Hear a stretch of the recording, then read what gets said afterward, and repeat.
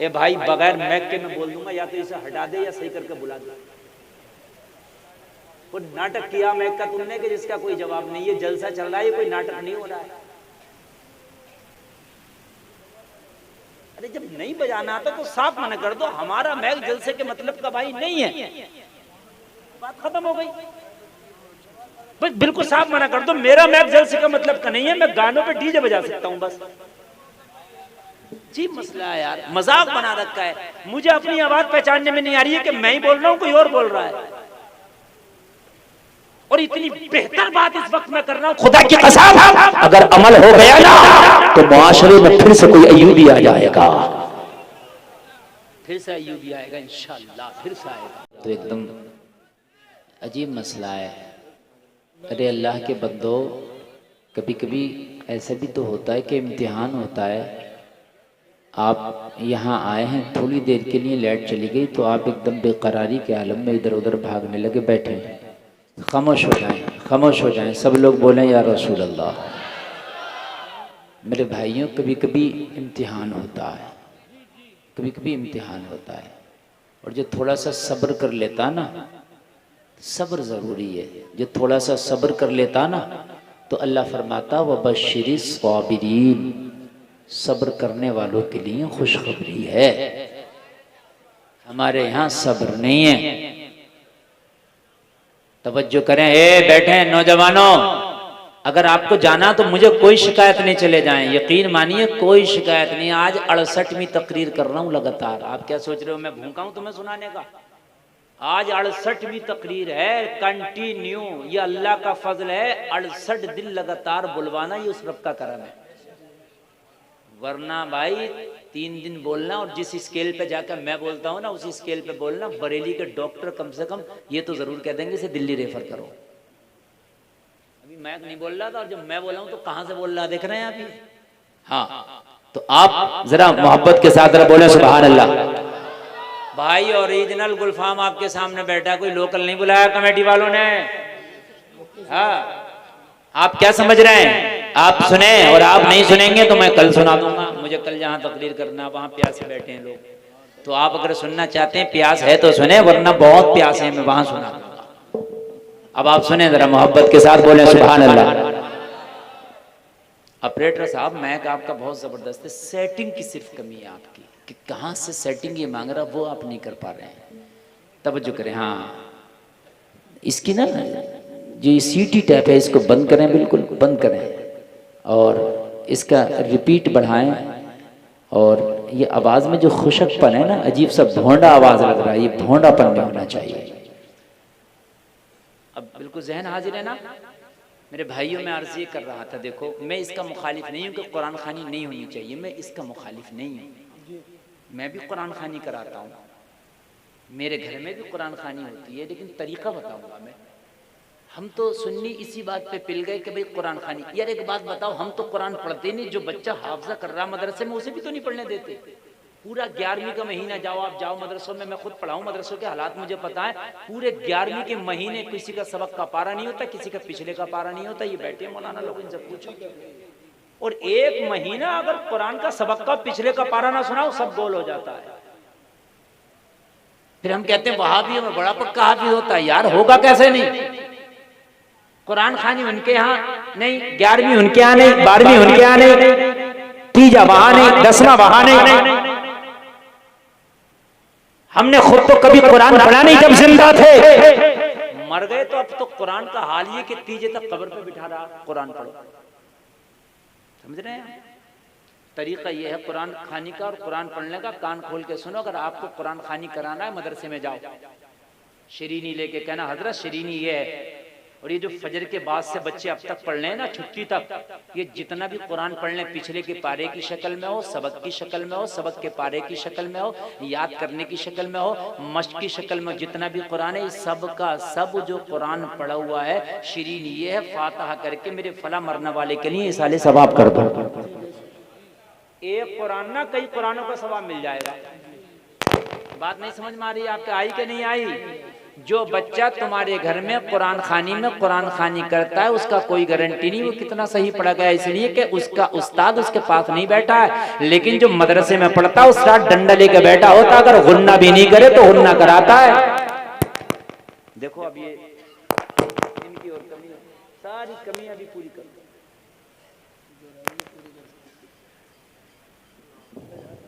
ठीक बोलिए, मैं देख रहा हूँ लोकल में कोई आऊजा करेंगे है तो आऊजा मैं के फिर भी नहीं सेटिंग कर पा रहे।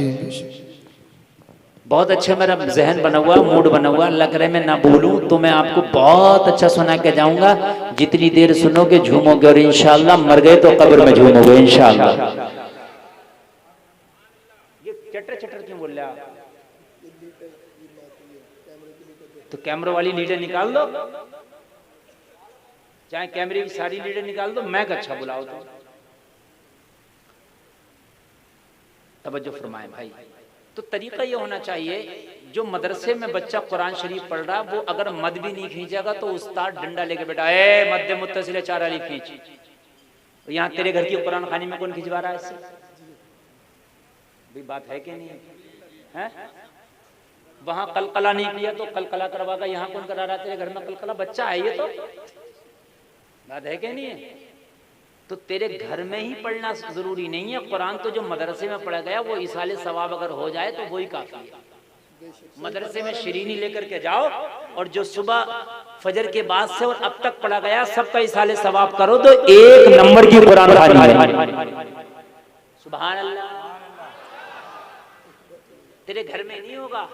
मक्का में कुरान नाजिल हुआ और मक्का में नाजिल होने के बाद में, इस गांव का क्या नाम है? तजुआ। जब मक्का में नाजिल होकर कुरान तजुआ में आ गया तो तजुआ में पढ़ा जाकर कब्रिस्तान तक नहीं पहुंच सकता। बोलो बोलो यार, कुरान एक ऐसी चीज है इसकी पावर लाजवाब है। आज भी पूरी दुनिया कुरान की पावर को नहीं पहुंच पाई है। अमेरिका ने एटम बम जरूर बनाया है, इजराइल ने मिसाइल जरूर बनाया है, मगर मेरे कुरान की पावर को ना अमेरिका पहुंचा ना इजराइल पहुंचा है। पता है तुम्हें नहीं कुरान की पावर? नहीं पता तो मैं बतलाऊं। आपने सुना होगा अमेरिका ने बम मारा 50 मर गए, फला मुल्क ने बम मारा 100 मर गए, लेकिन आज तक नहीं सुना होगा कि फला मुल्क ने बम मारा 2 जिन मर गए। सुना कोई ऐसी बंदूक, कोई ऐसा बम बना जो जिन्नात को मार दे? बताओ यार है? तो अमेरिका भी फेल है जिन्नात को भगाने में, लेकिन जब जिन्नात का मामला आता है तो ये उलमा फिर पढ़ते हैं कुरान शरीफ है? ये आपने किसी मौलवी को देखा है कि हवाई असर वाला आया और राइफल रख दी कनपट्टी में, जाएगा कि नहीं जाएगा? मरीज ही चला जाएगा। सही फरमा रहे हैं आप। मौलाना उसको बिठा के आयतुल कुर्सी दम करता है, मौलाना बिठा के चारों कुल पढ़ता है, मौलाना सूरह जिन पढ़ता है। क्यों? जहां पर सारी दुनिया की ताकत और पावर दम तोड़ जाती है वहां अल्लाह के कलाम की ताकत शुरू हो जाती है। ये कुरान है, हमने तो रख दिया ताकों में सजा के, धूल आई पड़ी है, धूल जुजदान पर। कभी पढ़ने की हमें मोहलत ही नहीं है। तीजे में जाते हैं कभी गए पढ़ने के लिए तो, और तीजे में पढ़ते हैं अल्लाह करे कि पता नहीं इसके पढ़ने से वो बख्शा जाएगा या इसके पढ़ने से ये और वो दोनों की खैर नहीं होगी। हंसने की नहीं है कोई बात, चटकुल्ला नहीं बोल रहा हूँ, मेरी बात सुने। कुरान कभी किसी मौलवी को तो सुनाया नहीं, किसी कारी को तो सुनाया नहीं, किसी हाफिज को सुनाया नहीं, खुद ही पढ़ लें वो मजहूल वाला। और वो मजहूल जो कुरान पढ़ोगे लहने जली के साथ, उसका पढ़ना सुनना दोनों हराम है। सुनना भी हराम है, दोनों हराम। लहने जली, हर्फ हरकत का बदल जाना, खुद ही पढ़ने। किसी कभी कारी साहब को तो हम सुना ही नहीं सकते। क्यों? अरे भाई कारी साहब के सामने कहाँ पढ़ सकते हैं? जब आज कारी साहब के सामने तेरा कुरान फेल है तो अल्लाह के सामने तेरा कुरान कैसे पास हो जाएगा? बात है कि नहीं है? सीखो कुरान, जिंदगी में पढ़ो कुरान, मरने के बाद तो कुरान का ये आलम, शरीयत का ये आलम। एक जगह तो बेरी की डाली नहीं मिली तो मिट्टी नहीं डालने दे रहे कब्र पे। बेरी की डाली पहले लाओ तलाश करके, मिट्टी बाद में पड़ेगी। अब लाओ ढूंढते फिर रहे हैं बेरी की डाली, देर हो रही है। मैं कह रहा हूँ डाल दो मिट्टी। नहीं नहीं, बेरी की डाली जरूरी है। मैंने कहा ये चाहे जो मरा ना जिसकी वो मिट्टी पड़ रही है, ये जुमा के अलावा चाहे दूसरी नमाज नहीं पढ़ता था, कोई बात नहीं, ये बेरी की डाली नहीं तो मिट्टी नहीं डालने दे रहा। बात समझ रहे कि नहीं समझ रहा है? जो जरूरी है उसको हमने खत्म कर दिया, जो फरूई चीजें थी उनको इतना बढ़ा लिया, इतना बढ़ा लिया, इतना बढ़ा लिया कि बिल्कुल लाजिम कर लिया। अल्लाह के हुक्म को टाल रहे हैं, अल्लाह के हुक्म को ठुकरा दिया। पीर के मामलों में लड़े मरे जा रहे हैं कि मेरे पीर को ऐसा कह दिया, मेरे पीर को गिरबान पकड़े पड़े, पार्टियां बन गई, ये उस पीर की पार्टी है, ये उस पीर की पार्टी है। अल्लाह के अहकाम को बिल्कुल भुला दिया। मेरी बात गलत नहीं है, हाँ बिल्कुल हक बात बोल रहा हूं। जितनी पीर की मानना है इतनी अल्लाह की मान लेना तो वली हो जाएगा, वली। और सबसे बड़ा पीर तेरे घर में पड़ा, तेरे घर में जिसे तू पूछ नहीं रहा, तेरी माँ सबसे बड़ा पीर है। नबी फरमाते मुझ मोहम्मद की दुआ जैसे कबूल होती है मेरी उम्मत के हक में, वैसे ही माओ की दुआ कबूल होती है अपनी औलाद के हक में। मौलवियों के हाथ बाद में चूमना पड़े, बूढ़ी माँ का तलवा चूम ले, बूढ़े बाप का हाथ चूम ले, ये तेरे पीर हैं, इनसे बड़ा कोई पीर नहीं है, इन्होंने दुआ कर दी तो बेड़ा पार हो जाएगा। हाय हाय, हमें खुदा भी याद आया तो मरने के बाद या मरते टाइम तो फिरौन को भी खुदा याद आया था। वो भी कह रहा था आमनतु बिरब्बि हारून व मूसा, वो भी कह रहा था मैं मूसा और हारून के रब पे ईमान लाया, लेकिन क्या उस वक्त का खुदा याद आना? अरे तेरी जिंदगी कैसी गुजरी है कुरान के मुताबिक है कि नहीं है? वो जलसे में आने वालों कान खोल करके सुनो, जब जिंदा हो तो कुरान को अपनी जिंदगियों में बसा लो, जब जिंदा हो तो कुरान की तिलावत करो, जब जिंदा हो तो कुरान पढ़ो, जिंदा हो तो कुरान के मुताबिक जिंदगी गुजारो। ओ मेरे भाइयों, मरने के बाद कफन याद आता कैसा होना चाहिए? मरने से पहले लिबास देखो कैसा होना चाहिए, मरने से पहले लिबास देखो कैसा होना चाहिए। हाय हाय हाय, जब हम जनानी मैयत को उसमें उतारते हैं ना कब्र में, तो 5 कपड़ों में लिपटी होती है और फिर भी चारों तरफ से चादर लगाते हैं, फिर कब्र में उतारते हैं। ऐसे करते हैं नहीं करते हैं? करना चाहिए, अच्छी बात है, ये गलत नहीं है। लेकिन मैं इतना सवाल करना चाहता हूँ, मरने के बाद तुझे इतना पढ़ने का ख्याल आया कि 5 कपड़ों में इसे लपेट दिया गया, अब भी चादर लगाई है चारों तरफ से? हालांकि बेहतर है, लेकिन 5 कपड़ों में पहले से लिपटी है ये। इसकी मौत ने इसके आवाज पर पर्दा डाल दिया, अब भी चादर लगा रहा। काश तुझे ये चादर इसकी जिंदगी में भी याद आई होती, जब ये मेलों में और बाजारों में भी पर्दा घूम रही थी। हाय, तब भी तुझे याद आई होती जब ये शादियों में बाल खोल के फैशन बना के घूम रही थी, तब भी तुझे याद आई होती। खुदा की कसम कौम का यह हाल ना होता। मुसलमानों दिल फट जाता। तुमने तो सुना ही होगा या शायद देखा होगा, मेरी आंखों ने बड़ा देखा है, आज कलमा पढ़ने वाली बच्चियां गैरों के साथ में दोस्तियां, प्यार, मोहब्बत और शादियां हो रही हैं। बच्चियों के कदम इतने भटक रहे हैं, इतने डगमगा रहे हैं। कॉलेजों में पढ़ने वाली बच्चियां, मेरे भाइयों, हमने अपनी बेटी के हाथ में इंग्लिश मीडियम का कायदा और इंग्लिश मीडियम का ग्रामर तो दे दिया, अगर हमने अपनी बेटी को हज़रत फातिमा की सीरत का पाठ नहीं पढ़ाया, आज हमारी बेटियां हाल ये है, गैरों से दोस्तियां और गैरों के साथ शादियां, गैरों के साथ मिलन जुलन, गैरों के साथ उठना बैठना। काश अपनी बेटी को तूने कनीज़े फातिमा का पाठ पढ़ाया होता तो तेरी बेटी ऐलान कर देती, जान तो दे सकती हूँ मगर ईमान का सौदा न करूंगी। जान तो दे सकती हूँ मगर ईमान का सौदा न करूंगी। मुसलमानों, अफसोस की, बहुत अफसोस की बात है, आज बड़ी दुआएं हो रही हैं कि अल्लाह के सुल्तान सलाहुद्दीन अय्यूबी दे दे ताकि फिलिस्तीन की बच्चियों की इज्जत की हिफाजत हो सके। या अल्लाह, फिलिस्तीन के यतीम बच्चों का रोना अब नहीं देखा जाता।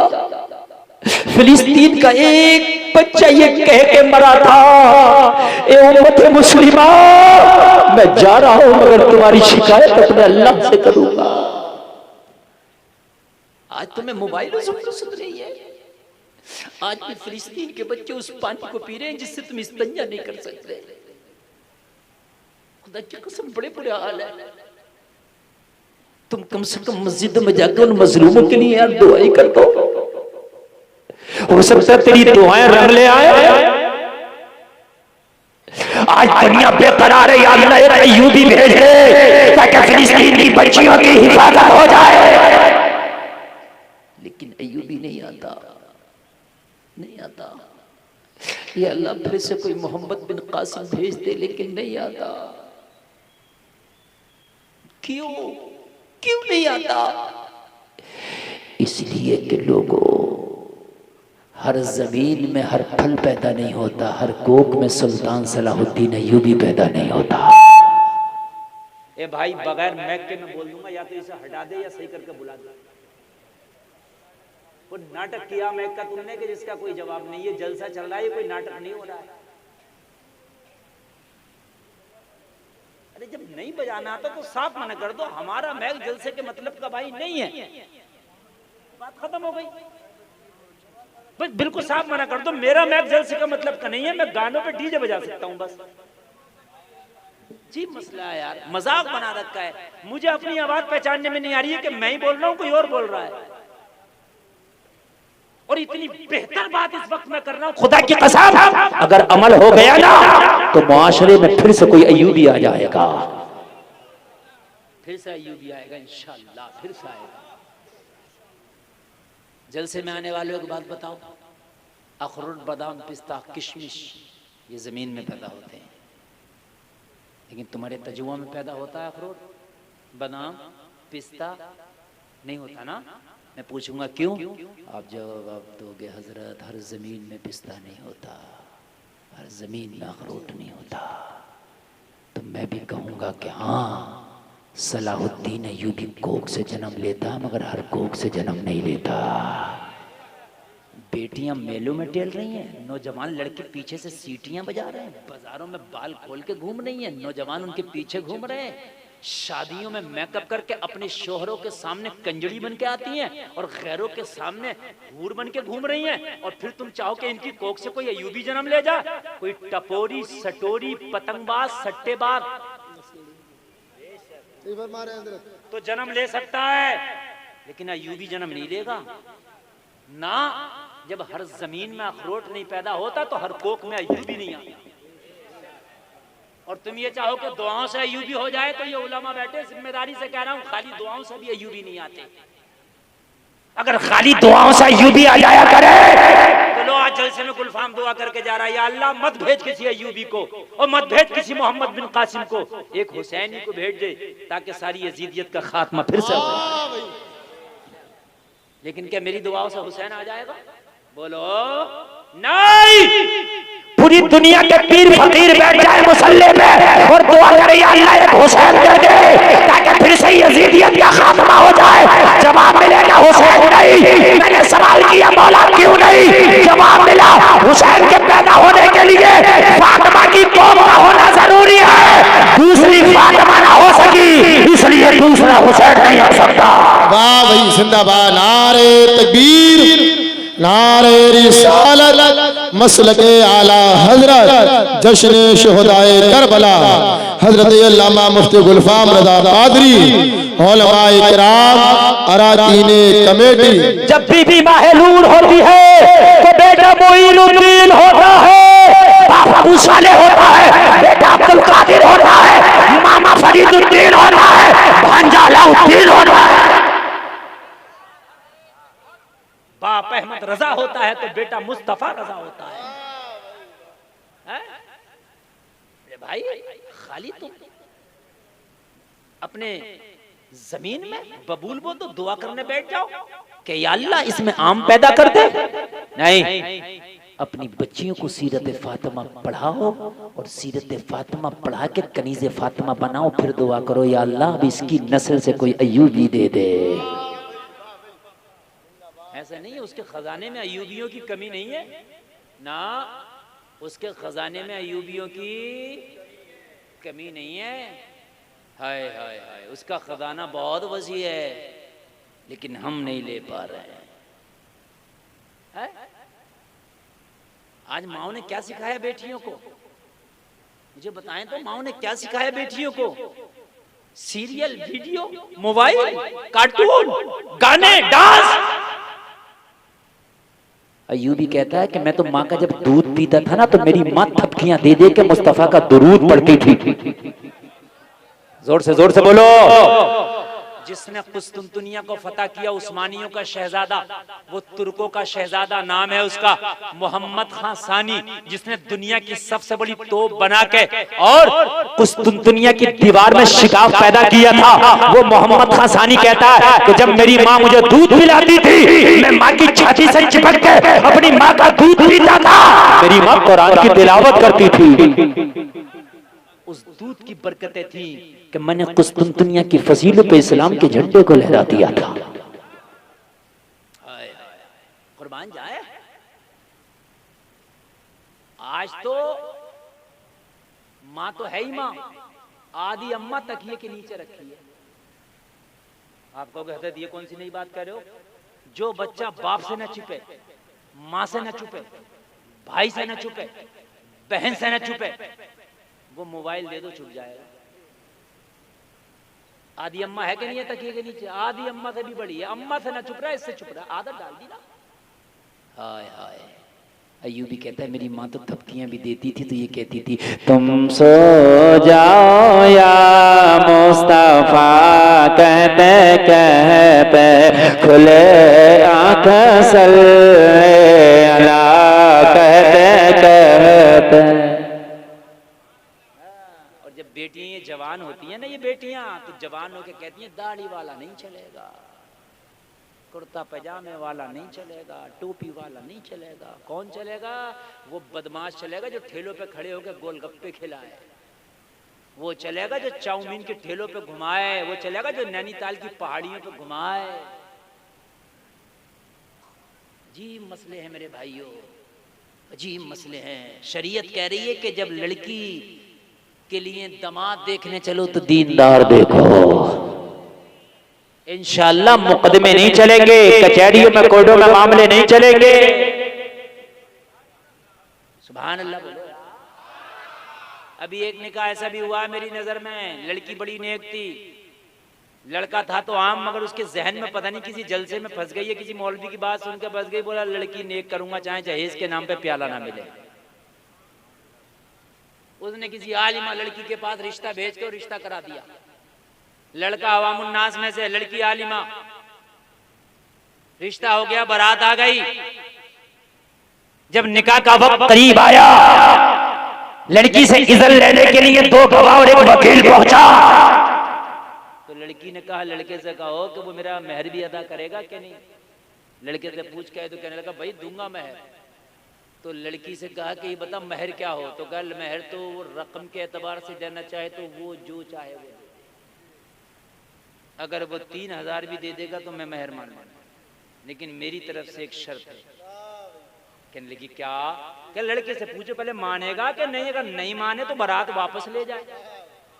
हाय बोलो सुभान अल्लाह। लड़कियां दीनदार देखो, समझ रहे हैं? ओनी पोनी ओछी पोछी लाओगे तो नैनीतालों की पहाड़ियों में घुमाएंगे। सही बता रहा हूं मैं। अब तो एक मोटरसाइकिल ऐसी चल रही है, आदमी बेसमेंट में बैठा है और पीछे वो दूसरी मंजिल पे बैठी है। अजीब सी यार भुतरिया लगती है, हकीकत बता रहा हूं मैं। अरे वो चल रही है यार, हाँ अजीब मोटर हाई पूजा चल रही है, पता नहीं कौन सी है, मुझे तो नाम भी नहीं मालूम। या अल्लाह, बड़ा खुश है उस मोटरसाइकिल को लेकर, तो फूल ही नहीं समा रहा। बड़ा खुश है, बड़ा खुश है, पता ही नहीं क्या हो कह रहा। मेरे भाइयों, लड़की ने कहा मेरा मेहर दे देगा? हाँ हाँ दूंगा। तो लड़की ने कहा जाओ जाके कह दो रकम के एतबार से जो चाहे दे दे, लेकिन मेरा असल मेहर ये है कि लड़का वादा करे कि आज के बाद कभी नमाज न छोड़ेगा। यार जरा बोलो सुभान अल्लाह। हाँ और जोर से बोलो। एक बात कह के बाद में आगे बढ़ूंगा, मैटर बहुत ज्यादा जहन में और इतनी अच्छी अच्छी बातें जहन में। अगर किसी लाइट नहीं भागी, मैच चलता रहा तो इंशाल्लाह सुना के जाऊंगा। और अब अगर लाइट भागी तुम तो बाद में जाओगे, मैं पहले निकल जाऊंगा। हाँ, हो गया मेरा काम, मैंने तकरीर कर ली जितना करना थी। अब लाइट का जरा ध्यान रखना। अब तवज्जो करें, जरा तवज्जो करें मेरे भाई। एक बात कहकर के निकलूंगा, मुआशरा खराब, मुआशरा खराब, ये कह के हम अपने आप को जिम्मेदारी से हटा लेते। क्या करे हजरत, मुआशरा खराब, मुआशरा खराब। मुआशरा खराब नहीं है, मैं खुद खराब हूं। पहले तू खुद सुधर जा, मुआशरा खुद ब खुद सुधर जाएगा। नौजवानों आज ही तुम डिमांड कर दो, आज ही। एक बात बताऊं, मार्केट में जिस चीज की डिमांड होती है वही माल आता है। बरेली की मार्केट में जाओ, अभी आपको शॉर्टर, जर्सी, जैकेट नहीं मिलेगा, और 1 महीने के बाद जाना, स्टॉक लगा होगा। उस दुकानदार से कहो, अरे भाई ये तो बता कि जैकेट शॉर्टर कहाँ गया? वो कहेगा मौलाना अभी डिमांड ही नहीं। जब डिमांड होगी तब ना आएगा माल है? अरे नौजवानों कसम तो खा के बैठो, लड़की का कलर काला हो चलेगा, गंदी हो चलेगी, गरीब हो चलेगी, बेपर्दा नहीं चलेगी। डिमांड तो करो, आज डिमांड करके बैठ जाओ। खुदा की कसम जितनी बुरके बाजारों में नजर आ रहे हैं, अगर सब सिख के घर में ना बैठ जाए तो मेरा नाम बदल दो। रिश्ता करना तो पर्दे में रहना है। और लड़कियां कह दें लड़का सिर्फ नमाजी चलेगा, डॉक्टर हो मगर नमाजी पहले हो, मास्टर, इंजीनियर, कारोबारी या कुछ भी हो, नमाजी पहले हो। ये जो चौराहों पे 12-12 बजे तक मोबाइल चला रहे हैं, अगर सब मस्जिदों में नमाजों में नजर ना आने लगे तो मेरा नाम फेर देना। डिमांडें तो करो, डिमांड ही नहीं। एक बेटी ने खुदा की कसम एक ओबाश लड़की की जिंदगी पलट दी, जिंदगी बदल दी। जलसे में आने वालों आओ, मैं तुम्हें बताता हूँ मदीने की शहजादी की तारीख। मदीने की शहजादी निकली है, लोगों हिजाब में है, चादर अपने ऊपर डाले है। जब मदीने की गलियों से गुजरी तो एक ओबाश ने निगाह डाली और निगाह डाल के उसको तकने लगा। ये मदीने की शहजादी है, लोगों खानदानी है, लोगों अच्छे खानदान की, शरीफ खानदान की शरीफ बेटी है। उसे गवाना ना हुआ कि मार्केट में कोई उसे तका करे, उसे सवारा ना हुआ कि मार्केट में उसके ऊपर कोई निगाह डाले। लोगों जरा गौर करो, ये शहजादी खड़ी हो गई और उस आवाज से कहने लगी, तभी आवाज में क्या बात है? अगर हम रास्ता गुजरते हैं तो हमारे रास्ते में खड़े होकर हमारे ऊपर निगाहें क्यों डालते हो, हमें क्यों तकते हो? इस आवाज ने जवाब दिया, ओ खातून मैं तुम्हें जानता तो नहीं, मगर मैंने तुम्हारे हुस्न की तारीफ सुनी है, इसलिए दिल दे बैठा हूँ। मैं तुमसे शादी करने का ख्वाह हूँ, मैं शादी करना चाहता हूँ, मैं निकाह करना चाहता हूँ। लोगों जरा गौर करो, उस खातून ने कहा, हमारे दिन अभी इतने बुरे तो नहीं आई हैं कि चलते हुए राह में हमारे रिश्ते आया करें, हमारे इतने बुरे दिन तो नहीं आए हैं कि बाजारों में कोई हमारा हाथ मांगा करे। अगर तुझे मेरा रिश्ता चाहिए था, तुझे मेरा हाथ चाहिए था, अगर निकाह का पैगाम भेजना था तो तरीका अपनाता, उसूल अपनाता, ज़ाब्ता अपनाता, मेरे घर जाता, मेरे बड़ों से राब्ता करता, मेरे बड़ों से बात करता, मेरे बड़ों से गुफ्तगू करता, वो फिर मुझसे मालूम करते। हमारी मर्जी होती तो हम हाँ करते, मर्जी ना होती तो हम ना करते। यार ये है शरीफ बच्चियों के ये शेबे हुआ करते हैं। फेसबुकों पे शादियों की बातें हो गई आज तो, व्हाट्सएपों पे रिश्ते पक्के हो गए। अब्बा को पता नहीं, अम्मा को पता नहीं, फेसबुक पे रिश्ता पक्का करे घूम रही है। शर्म नहीं आती? कहने लगे अभी इतने बुरे दिन नहीं आए हमारे कि रास्तों में हमारे हाथ मांगे जाए, बाजारों में हमारे रिश्ते मांगे जाए। अगर रिश्ता चाहिए तो घर जाना पड़ेगा, घर जाके मेरे वालिदैन से, मेरे घर वालों से, मेरे बड़ों से मेरे रिश्ते की बात करना होगी। समझ में आ रही है बात?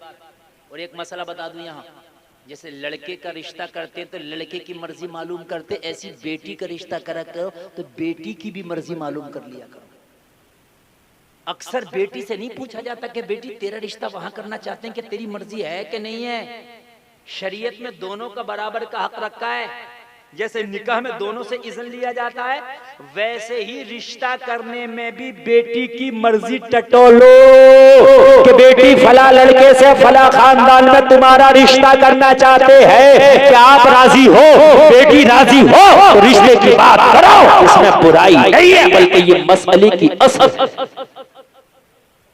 बेटी से नहीं पूछते हम, बेटों से पूछते, दोनों से पूछा करो।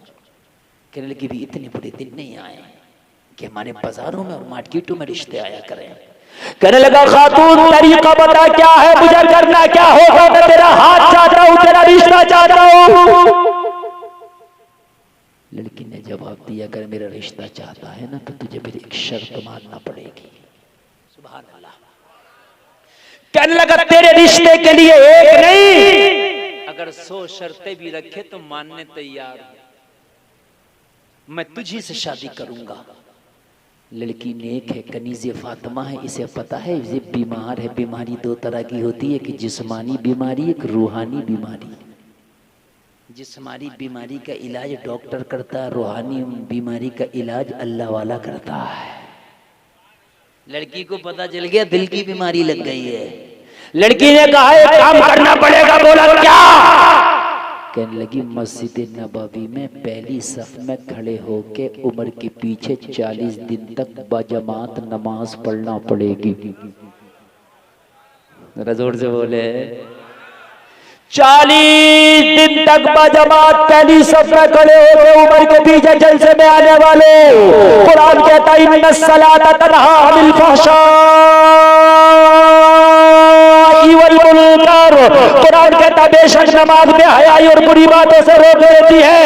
अगर कजुआ की मस्जिद में 40 दिन तक पहली सफ में बाजमात नमाज पढ़ लो तो तेरे दिल से नमाज बुराई को निकाल देगी। तो मस्जिद नबवी में उमर के पीछे जो 40 दिन तक नमाज पढ़े उसका हाल क्या? उमर के पीछे वो उमर के जिसका नाम ले दो तो शैतान कल भी भाग जाता था और आज भी भाग जाता है। मेरी माँ बहनें मेरी तकरीर सुन रही हैं, जिनके बच्चे बिस्तरों पे पेशाब करते, जिन नौजवान लड़कों को लड़कियों को गंदे डरावने ख्वाब नजर आते, वो सोने से पहले 7 मरतबा या अली या उमर कह के अपने सीने पे दम करके सो जाए। ना बच्चा बिस्तर पे पेशाब करेगा, ना गंदा और डरावना ख्वाब नजर आएगा। इसलिए कि जहां मेरे उमर का नाम आ जाता वहां से शैतान भाग जाता। उमर के पीछे जा नमाज पढ़। 40 दिन कहने लगा खातून सिर्फ 40 दिन नमाज पढ़ने का रखा। अगर तू ये भी कहती ना पूरी जिंदगी तुझे नमाज पढ़ना है, एक वक्त भी नहीं छोड़ेगा, तो मुझे ये शर्त भी मंजूर थी। लड़की ने कहा तू पहले 40 दिन का कोर्स तो कर ले, उसके बाद आना, उसके बाद हमसे शादी की बात करना, उसके बाद हाथ की बात करना, उसके बाद निकाह की बात करना, फिर उसूल के मुताबिक आगे चला जाएगा। कहने लगा तू अपना वादा तो नहीं भूल जाएगी, तू अपने वादे से मुकर तो नहीं जाएगी। जैसे मैं आने वालों कहने लगी नहीं नहीं अल्लाह वाले कभी वादे से नहीं मुकरते हैं। तू 40 दिन का कोर्स पूरा करके आ जा। उमर के पीछे 40 दिन की 40 नमाजें पढ़ के आ जा। पहली सफ पर खड़े होकर पढ़ के आ जा।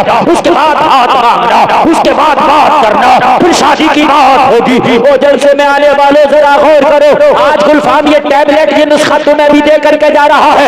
आज जलसे से ये कसम खा के उठना कि तुम भी 40 दिन तक नमाजें पढ़ो। और कैसी नमाजें पढ़ो? तेरा काम छूटे तो छूटे, जमात ना छूटे, तेरी ट्रेन छूटे तो छूटे, जमात ना छूटे। तू 40 दिन तक ऐसी नमाज पढ़ कि तेरी एक टाइम की भी जमात ना छूटे। फिर देखना तू 40 दिन तक नमाज मत छोड़ना, 40 दिन के बाद नमाज तुझे ना छोड़ेगी। ऐसा नमाजी हो जाएगा छोड़ेगी। कहते हैं ना सुबह को आंख नहीं खुली, अलार्म तो दिल है, फजर का वक्त होगा तेरे दिल में अलार्म बोलेगा और इंशाल्लाह उठ जाएगा। कहने लगा मैं अगर नमाज पढ़ के आऊं तो तुझे वादा याद रहेगा? कहने लगा हाँ हाँ। कहने लगी हाँ हाँ मुझे वादा याद रहेगा। लोगों चला गया वादा करके, वजू किया और मस्जिद नबवी में पहली सफ में बैठ गया। मुसल्ला इमामत मेरा उमर इमाम है और ये पहली सफ में खड़े होकर नमाजें पढ़ रहा। 40 दिन तक जब नमाज पढ़ के मुकम्मल कोर्स हो गए, वादे के मुताबिक उसी जगह पे आ गए जहाँ 40 दिन पहले वादा हुआ था यहाँ आएंगे और यहाँ पे फिर शादी और निकाह की बात करना। उसी मोड़ पे आके ये खड़ा हो गया, वो खातून भी आ गई। लेकिन 40 दिन पहले आया था तो इसकी निगाहें लड़की को तकती थी। 40 दिन नमाजों का कोर्स करके आया है तो निगाहें उठती नहीं। वयग़ुद्न मिन अब्सारिहिन, कुरान का हुक्म है कि अपनी निगाहों को झुकाए मत। अब निगाह झुकाए पड़ा। लड़की ने कहा ओ शहजादे मैं वही हूँ जिसके लिए तू बेकरार था, मैं वही हूँ जिसके तेरी निगाहें पीछा करती थी। मैं वही हूँ जिसके कहने पे तू मस्जिद नबवी का नमाजी बन गया था। क्या ख्याल है, क्या बात है, अब निगाह नहीं उठती? कहने लगा क्या बताऊं, एक ही दिल था वो किसी और को दे दिया। आय जरा जोर से बोलो। अब बोलिएगा इंशाल्लाह बहुत मजा आएगा। एक ही दिल था किसी और को दे दिया। लड़की ने कहा क्या बात, क्या हमसे भी कोई खूबसूरत ज्यादा मिल गया कि जिसको दिल दे बैठा? क्या हमसे भी ज्यादा कोई हुस्न जमाल वाला मिल गया जिसको हुस्न तो दिल दे बैठा? लड़के ने मुस्कुरा के जवाब दिया तुम्हारे हुस्न की तो औकात क्या है, तुम जैसे लाखों करोड़ों जिसे दिल दे के आया हूं ना, उसके तलवे के हुस्न का भी मुकाबला नहीं कर सकते। मेरे महबूब के हुस्न का ये आलम है कि मेरे महबूब के तलवे से जो जर्रात लग जाए वो भी चारों सूरज से ज्यादा चमकते हैं। तो लड़की ने कहा किसे दिल दे के आया है, महबूब का नाम तो बता। कहने लगा जिसे दिल दिया है उसे कुरान ने कहा व यासीन कहा है। जिसे दिल दिया है वो आमिना का लाल पैगंबर इस्लाम है। जरा जोर से बोलो सुभान अल्लाह। कहने लगा अब इस दिल में किसी की गुंजाइश नहीं है, मुस्तफा के जलवे बस गए हैं, अब इस दिल में किसी की गुंजाइश नहीं, अब कुछ नहीं चाहिए। अब इस दिल में है तो मदीने वाले मुस्तफा के जलवे हैं, आका के जलवे हैं। लड़की ने कहा अब क्या मांगो चाहोगे? अरे तुम्हारे ऊपर अल्लाह की खास रहमत है, तुम 40 दिन के बाद सच्ची तौबा करके आए हो। मांगो मांगो, आज मांगोगे अल्लाह तुम्हें अता फरमाएगा, उसके खजाने में कमी नहीं है। कहने लगा खातून अब कुछ चाहिए ही नहीं, जो चाहिए था मिल गया, दिल की ख्वाहिश पूरी हो गई, दिल की प्यास बुझ गई, दिल की एक तमन्ना थी अच्छा सा महबूब होना चाहिए। मैं तो लोकल महबूब को ढूंढ रहा था, यहाँ ओरिजिनल महबूब मिल गया।